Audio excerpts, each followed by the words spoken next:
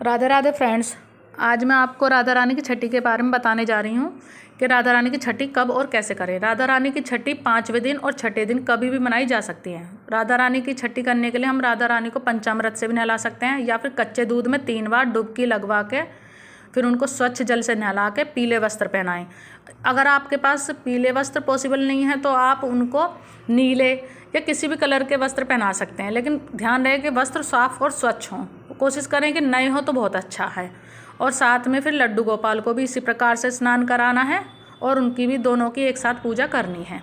और आप उनका आसन अलग भी लगा सकते हैं मंदिर से अलग, या फिर आप उनको मंदिर में भी बैठा सकते हैं। तो इस प्रकार से उनको बैठा के फिर उनको नजरिए ज़रूर पहनानी है, क्योंकि छठी वाले दिन हम अपने बच्चों को पहनाते हैं ना नजरिए, तो नजरिए ज़रूर पहनाएं। हो सके तो लड्डू गोपाल को तगड़ी पहना दें। फिर उनका अच्छे से श्रृंगार करना है हमको। श्रृंगार करने के बाद उनकी पैसे से नज़र उतार के वार फेर करके, मतलब नज़र उतारनी है। और फिर उनको हमें काजल लगाना है। काजल बहुत से लोगों के यहाँ दिन में भी लगता है और शाम में भी लगता है, किसी के दिन में किसी के शाम में, जैसा आपके घर में होता हो आप वैसा करें।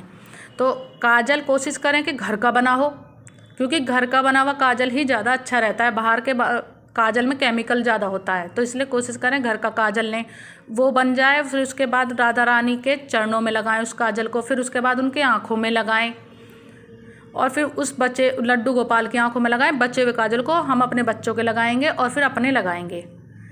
और शाम में हमें कढ़ी चावल बनाने हैं, पुए बनाने हैं और मिठाई, कुछ मीठे में होना चाहिए ना, मिठाई ज़रूरी है। अगर मिठाई नहीं है तो आप हलवा भी बना सकते हैं।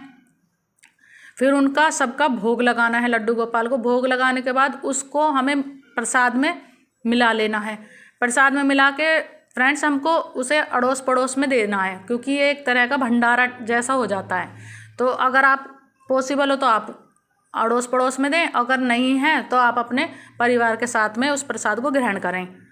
और फिर उसके बाद शाम में लड्डू गोपाल के चरणों की इत्र से मालिश ज़रूर करें, क्योंकि वो थक बहुत जाते हैं, सुबह से शाम तक बैठे रहते हैं और फिर इतनी थकान हो जाती है, जैसे हमें बैठे बैठे थकान होती है तो उनको भी होती है। इत्र की मालिश ज़रूर करें।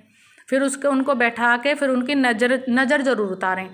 आपके यहाँ जिस तरह से नज़र उतरती है, मिर्च से, नमक से, जिस तरह से भी उतरती है, नज़र ज़रूर उतारें। नज़र उतारने के बाद ही हमें लड्डू गोपाल को लोरी गा के अच्छे से, तब उसके बाद ही हमें उनको सुलाना है।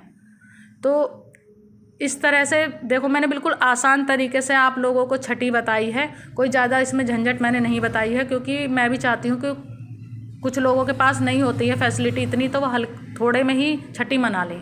तो आपको मेरी वीडियो कैसी लगी फ्रेंड्स? राधे राधे।